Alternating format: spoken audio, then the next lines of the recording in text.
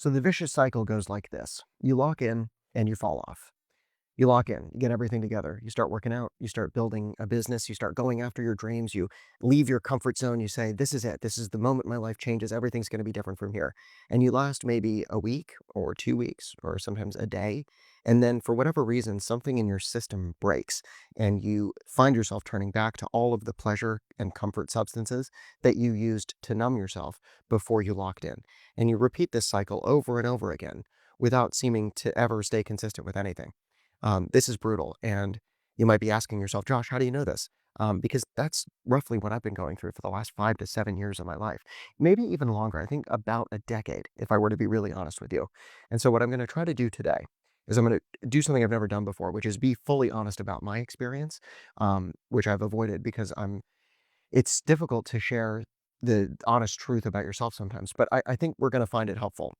We're going to talk about cheap dopamine addictions and why we experience them and what a practical, sustainable solution for replacing them actually looks like. Okay, so I am 25 years old. When I was 14 years old, I got my first iPhone. And that was when I got social media for the first time. And that was roughly when everything changed forever. No, not really. It was also around this time that I started getting really into like self-improvement. I was really insecure about my body as a 14-year-old. So I started working out kind of obsessively. I was obsessed with losing weight and getting abs, as I think a lot of young people are. And so I started like just eating only really healthy foods and like running all the time and doing planks in the basement of my house for sometimes up to like 6.5, 7 minutes at a time. Yeah, I worked up to that. The reason I bring this up is there was an obsessive, very anxious, desperate mentality behind this that was inherently unsustainable and that kind of set the tone for this duality of self-improvement and self-destruction that I grapple with even to this day. Because what happened is, again, I'm 14 years old, roughly going into high school. What happened was I would like crash out all the time. I wasn't taking care of myself in a way that was like fun or engaging or positive even, because I would do these things and run myself into the ground literally, and then collapse and like fall apart at the seams, and then spiral into binge eating or binge scrolling, anything I could do to escape myself, to kind of lobotomize my brain, until I spiraled so deep into my own self-destruction, overconsumption, that I felt deep shame and guilt. The shame around my body and my habits that got me to start in the first place. It grew to fever pitch in my escapism from the oppressive self-improvement. And then, right, so I think you understand the cycle. And to varying degrees, this is what I've experienced now for the last I mean, yeah, it's for my adult life as well.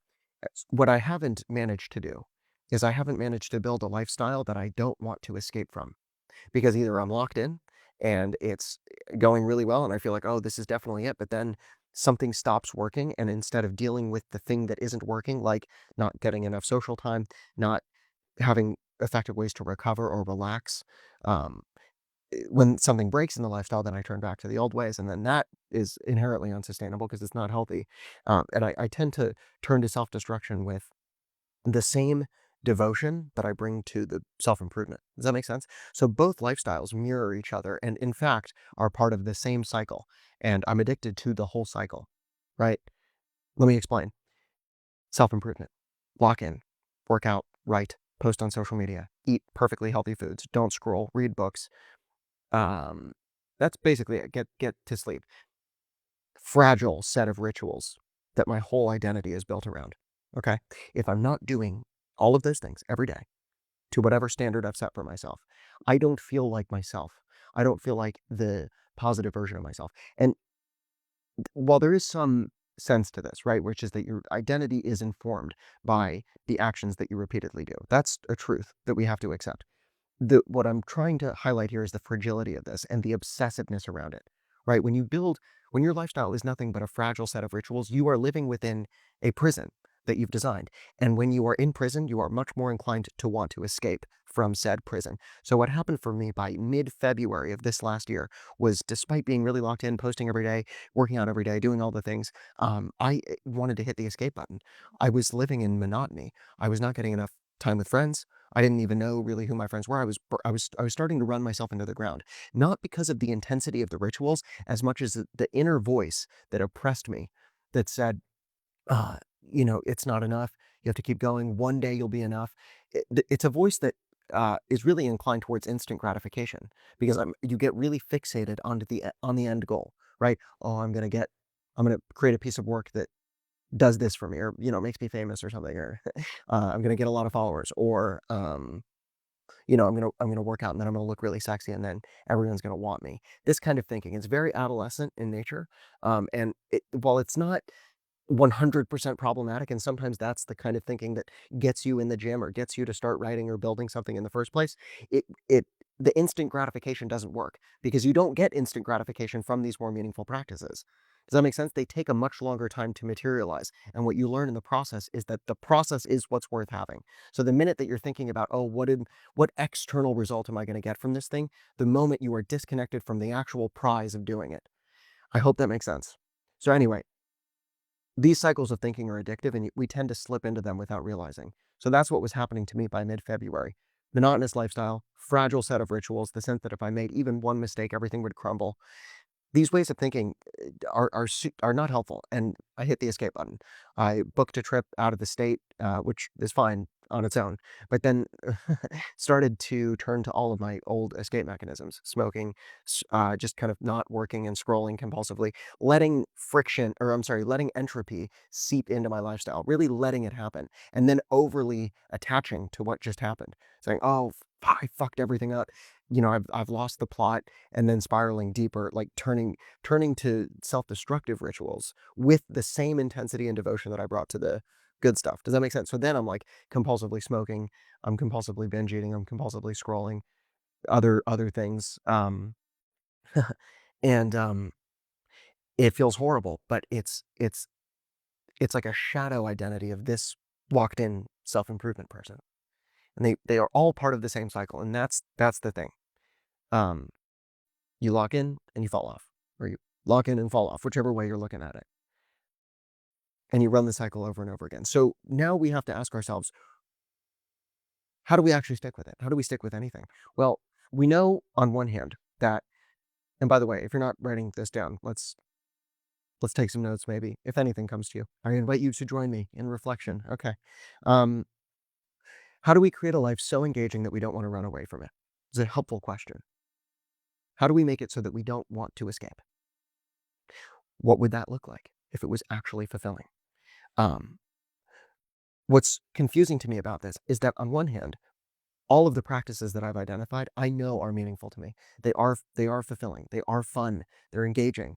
I'm good at them, and yeah, I enjoy doing them. And that's a beautiful intersection there. So I'm going to keep doing them.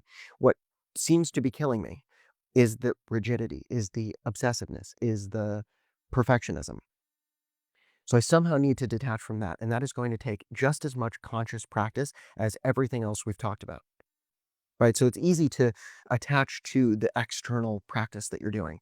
It is difficult to do those things without attaching to the result and needing it to be perfect, at least for me. And maybe you resonate with that. I don't know. Um, but where you're finding me now is starting over again, which is a thing I've done many times. I've started over all over again. Maybe you know what this is like. But and it can be really discouraging to have to do this because it's like, "Oh, great, I've lost progress," like my physique doesn't look the way it did before. I don't know. Like I physically don't feel as good as I did because I've kind of been like self-soothing for like weeks on end. Um and now we got to do it again. We got to train the attention again. We got to start reading again. We got to start writing again, and doing it with a very gentle self-love, a self-talk that is encouraging and is how I might talk to a friend or a client or someone. Um I tend to be much harsher on myself than I am with other people. And maybe you relate to that as well. It's this strange dance of balancing strict accountability with yourself, being very honest about how you're showing up and what's not working and what it would look like for it to work. But then also a radical sense of self-love, which is, I forgive you for the past. I don't want you to feel bad about it. I want you to keep your attention in the present, and I want you to enjoy the present to the extent you can. It's this weird balance of things. I think that's one of the big skills we have to work on, you and I both, is being able to hold these conflicting truths within our own psyche and, somehow move forward, somehow stay on the path.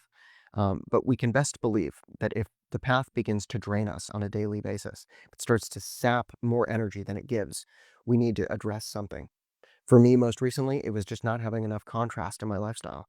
I was not spending enough time with other humans. I wasn't like laughing with other humans enough until I started to deplete my own resources and I didn't want to stick it out.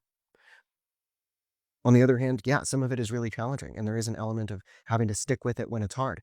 That's part of it as well. Some of it is having to withstand boring monotony, and I'm going to have to work on that too. But I just want to share this moment because I often share a lot of solutions around this stuff, and I don't often share when I myself am having to apply them from a state of no momentum. Um, but that's where I'm at now, is going back up from base camp, starting to move again, starting to move in the right direction again. Um, what I know from having done this tens of times at this point over the course of my conscious life is that momentum is an extremely powerful force. And so as long as you can get yourself into just a little bit of motion and then have the courage and the will to sustain it while also taking care of yourself and meeting your needs across the full spectrum of your lifestyle. As long as you can do that, the momentum will carry you and you will slowly but surely fall back in love with the things that give you joy. The same is true for self-destruction, and that's why that is a vicious cycle in and of itself. Momentum carries you in whatever direction you choose to feed it.